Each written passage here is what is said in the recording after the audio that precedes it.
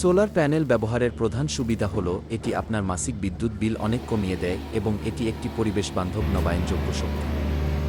একবার বসালে এটি প্রায় 25 থেকে 30 বছর পর্যন্ত বিদ্যুৎ দেয় এবং এর রক্ষণাবেক্ষণ খরচও খুব কম। তবে এর কিছু অসুবিধাও আছে, যেমন এটি প্রথমবার ইনস্টল করার খরচ অনেক বেশি, মেঘলা দিনে বা রাতে এটি সরাসরি কাজ করে না এবং এর জন্য ভালো মানের দামি ব্যাটারির প্রয়োজন হয়।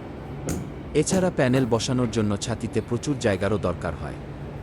মনে হতো যদি মাস শেষে আপনার বিদ্যুৎ বিল আসার বদলে বিদ্যুৎ অফিস নিজেই আপনাকে টাকা দিত। হ্যাঁ, অনগ্রিড সোলার সিস্টেম ব্যবহার করলে এটা আসলেই সম্ভব। মূল বিষয় লাভসমূহ।